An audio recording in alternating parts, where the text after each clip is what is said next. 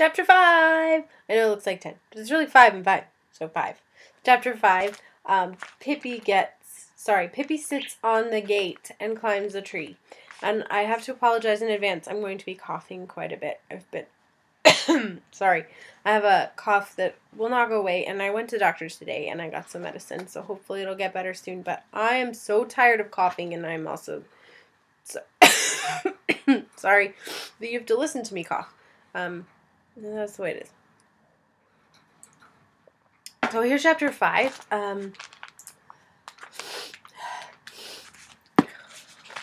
Being sick is the worst. Okay. I breathed. There's Pippi sitting on the gate. Alright. Outside Villa Villacula sat Pippi, Tommy, and Annika. Pippi sat on one gate post, Annika on the other, and Tommy sat on the gate. It was a warm and beautiful day toward the end of August. A pear tree that grew close to the fence stretched its branches down... I can't read. A pear tree that grew close to the fence stretched its branches so low down that the children could sit and pick the best little red gold pears without any trouble at all. Ha! They munched and ate and spit pear cores out onto the road. Villa Villacula stood just at the edge of the little town where the street turned into a country road. Sorry, I had to blow my nose. Okay. The people in the little town loved to go walking out Villa Villacula way, for the country out there was so beautiful. As the children were sitting there eating pears, a girl came walking along the road from town. When she saw the children, she stopped and asked, "Have you seen my papa go by?" "Oh, Lord, here we go. Sorry." Said Pippi. "How did he look? Did he have blue eyes?" "Yes," said the girl. "Medium, large, not too tall and not too short?" "Yes," said the girl. "Black hat and black shoes?" "Yes, exactly," said the girl eagerly. "No, that one we haven't seen," said Pippi decidedly.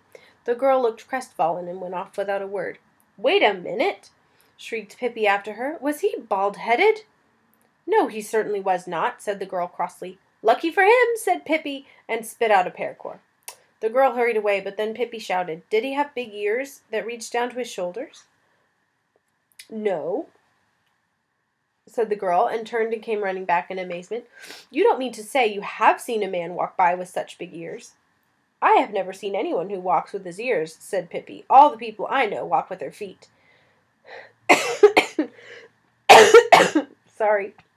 "Oh, don't be silly. I mean, have you really seen a man who has such big ears?" "No," said Pippi. "There isn't anybody with such big ears. That would be ridiculous." "How would they look?" "It isn't possible to have such big ears, at least not in this country," she added after a thoughtful pause. "Of course, in China it's different.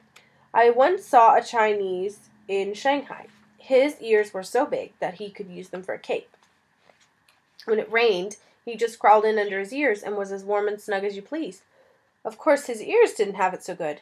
If it was very bad weather, he used to invite his friends to camp under his ears. There they sat and sang sad songs while the rain poured down. They liked him a lot because of his ears. His name was Hai Sheng. You should have seen Hai Sheng run to work in the morning. He always came dashing in at the last minute because he loved to sleep late, and you can't imagine how funny he looked, rushing in with his ears flying behind him like two big golden sails." The girl had stopped and stood open-mouthed listening to Pippi, and Tommy and Annika forgot to eat any more pears. They were so utterly absorbed in the story. He had more children than he could count, and the littlest one was named Peter," said Pippi. "Oh, but a Chinese baby can't be called Peter," interrupted Tommy. "That's just what his wife said to him. A Chinese baby can't be called Peter." But Hai Sheng was dreadfully stubborn, and he said that the baby should be called Peter or nothing.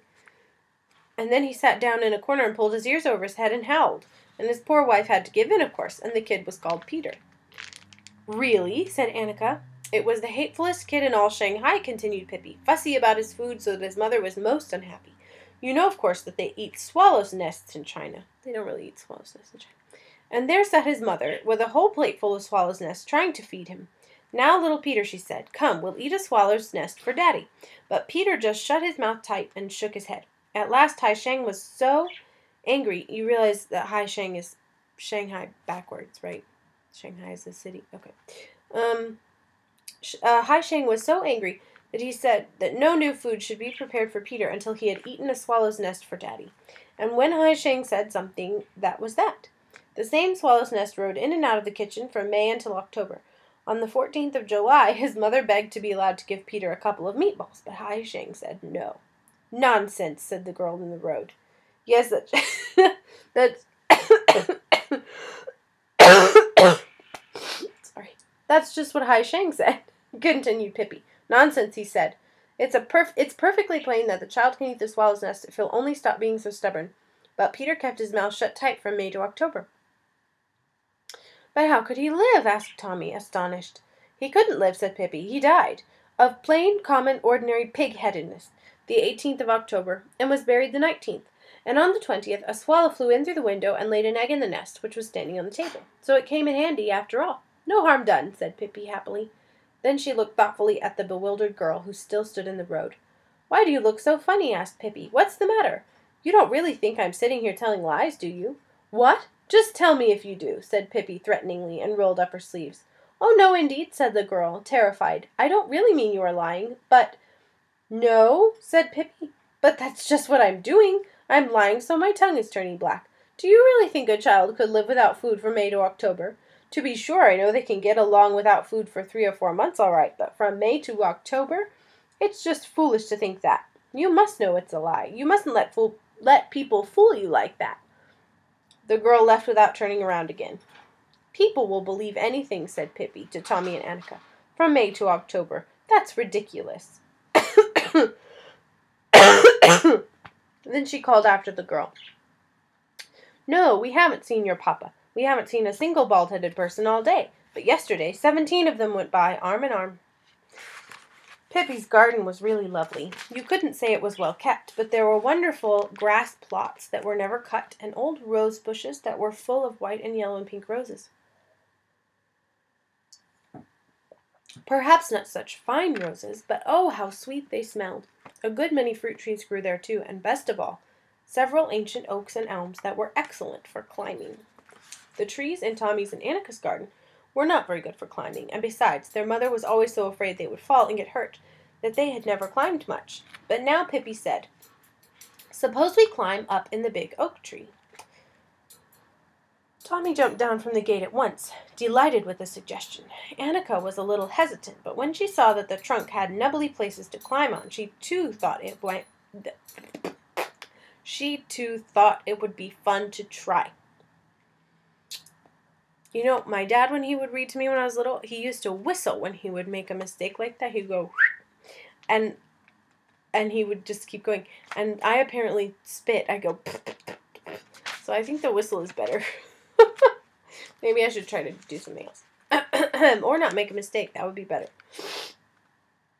A few feet above the ground, the oak divided into 2 branches, and right there was a place just like a little room. Before long, all 3 children were sitting there.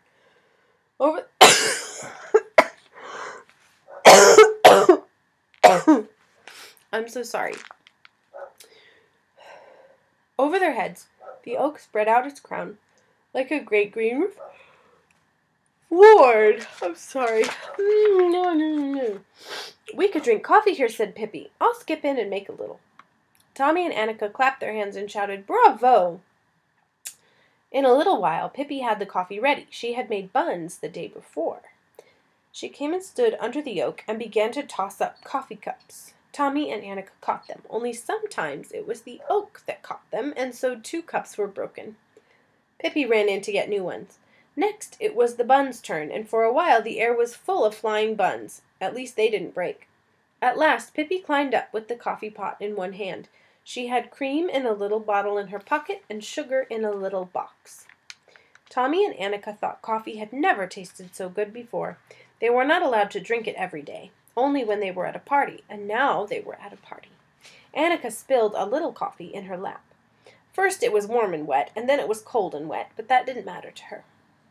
When they had finished, Pippi threw the cups down on the grass. I want to see how strong the china they make is these days, she said.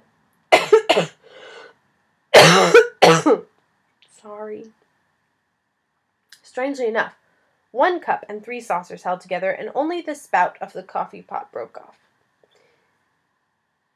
Presently, Pippi decided to climb a little higher. "Can you beat this?" she cried suddenly. "The tree is hollow." There in the trunk was a big hole, which the leaves had hidden from the children's sight. "Oh, may I climb up and look too?" called Tommy, but there was no answer. "Pippi, where are you?" he cried, worried. Then they heard Pippi's voice, not from above, but from way down below. It sounded as if it came from under the ground. "I'm inside the tree. It is hollow clear down to the ground. If I peek out through the little crack, I can see the coffee pot outside on the grass." "Oh, how will you get up again?" cried Annika. "I'm never coming up," said Pippi. "I'm going to stay here until I retire and get a pension, and you'll have to throw my food down through that hole up there, 5 or 6 times a day." Annika began to cry. "Why be sorry? Why complain?" said Pippi. "You come down here too, and then we can play that we are pining away in a dungeon." "Never in this world," said Annika, and to be on the safe side, she climbed right down out of the tree. "Annika, I can see you through the crack," cried Pippi. "Don't step on the coffee pot. It's an old, well-mannered coffee pot that never did anyone any harm. It can't help that it doesn't have a spout any longer." Annika, that's what I get for trying to breathe. Annika went up to the tree trunk, and through a little crack she saw the very tip of Pippi's finger. This comforted her a good deal, but she was still worried. "Pippi, can't you really get up?" she asked. Pippi's finger disappeared, and in less than a minute her face popped out of the hole up in the tree. "Maybe I can if I try very hard," she said, and parted the foliage with her hands. "If it's as easy as all that to get up," said Tommy, who was still up in the tree, "then I want to come down and pine away a little too." "Wait," said Pippi. "I think we'll get a ladder." She crawled out of the hole and hurried down the tree. Then she ran after a ladder, pushed it up into the tree, and let it down into the hole. Tommy was wild to go down. It was difficult to climb to the hole because it was so high up, but Tommy was brave, and he wasn't afraid to climb down into the dark hollow in the tree trunk. Annika watched him disappear and wondered if she would ever see him again. She peeked in through the crack. "Annika," came Tommy's voice, "you can't imagine how wonderful it is in here. You must come in too. It isn't the least bit dangerous when you have a ladder to climb on. If you only do it once, you'll never want to do anything else." "Are you sure?" asked Annika. "Absolutely," said Tommy. With trembling legs, Annika climbed up in the tree again, and Pippi helped her with the last hard bit.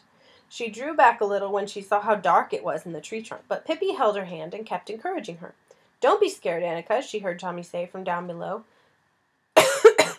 "Now I can see your legs, and I'll certainly catch you if you fall."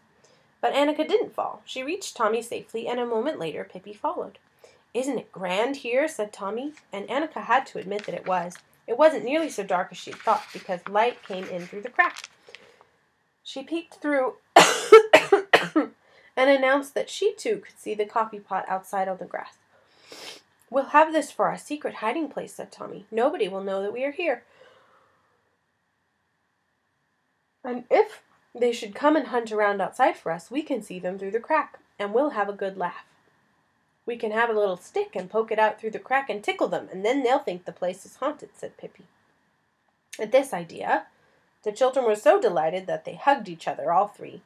Then they heard the ding-dong that meant the bell was ringing for dinner at Tommy and Annika's house.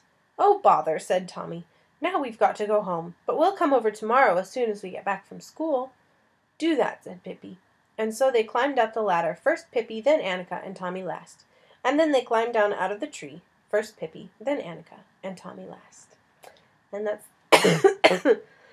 the end of you having to listen to my coughing. See you in chapter 5 next week, chapter 6, if I'm still alive. Oh my goodness. I hope the medicine works fast. I'm going to go take some more, and have a good night. Bye.